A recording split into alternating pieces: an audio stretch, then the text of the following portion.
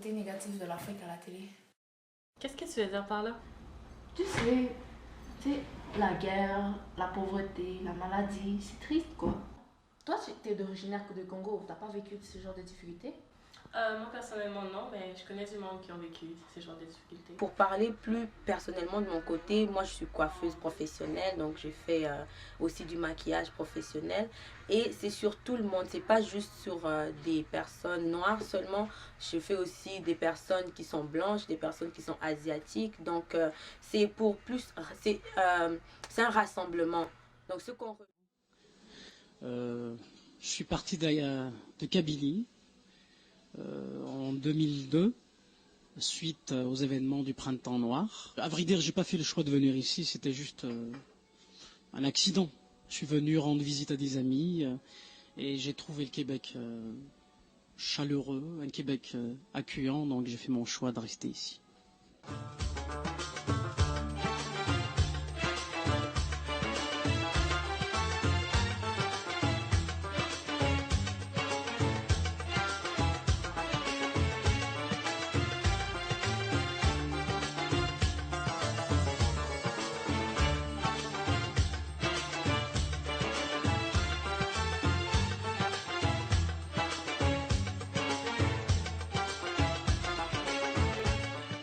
Toute personne qui quitte son milieu, ça prend du temps pour s'intégrer. Et quand je parle s'intégrer, je parle, on quitte tous nos familles, nos parents, nos cousins, cousines, amis et tout. Puis on quitte aussi des souvenirs.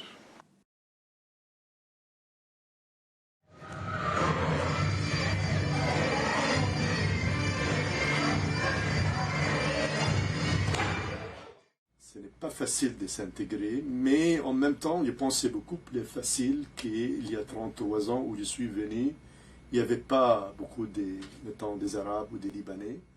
Moi, personnellement, je me sens comme un Québécois, mais d'origine vietnamienne. Donc, j'oublie pas d'où je viens, j'oublie pas d'où mes parents viennent. Surtout de la génération de mes parents, je pense qu'ils veulent rester souvent ensemble pour se souvenir de leurs origines, de leur culture. Mais la génération comme la mienne puis celle d'après, je pense qu'il y a un mélange de on veut garder cette culture-là, mais aussi on veut apprécier puis bénéficier de la culture québécoise.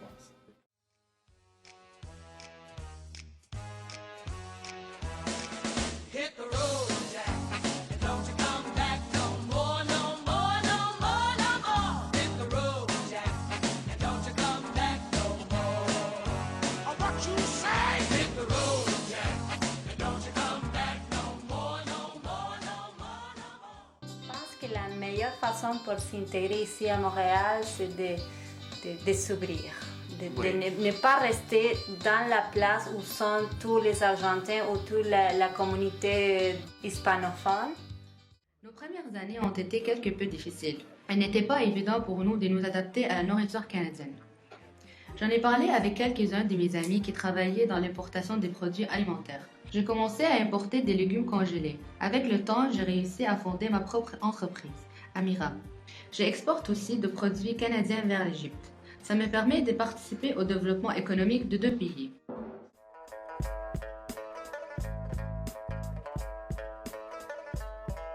Nous pouvons très bien voir l'influence de la culture chinoise dans l'architecture du quartier, comme le toit du Holiday Inn.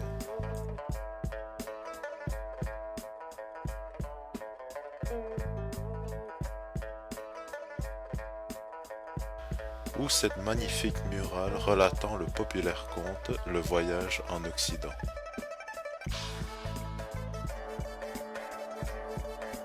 À chaque année, le Jardin botanique de Montréal organise un événement spectaculaire, le Jardin des Lumières. La culture chinoise est mise en valeur grâce aux lanternes décoratives qui y sont présentées. Pour cet événement, des artisans canadiens collaborent avec des artisans de Shanghai afin que l'on puisse obtenir ces magnifiques lanternes fabriquées à la main.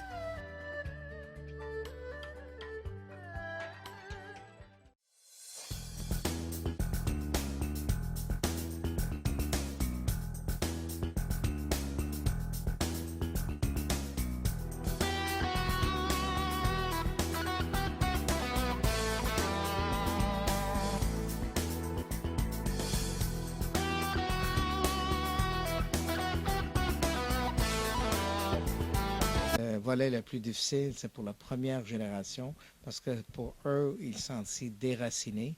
Pour eux, ils sentent qu'ils ont laissé quelque chose. Ils ont un grand vécu et il y a une certaine deuil à faire en laissant votre famille, vos parents, vos emplois et tous vos biens dans votre pays d'origine et de commencer flambant neuf.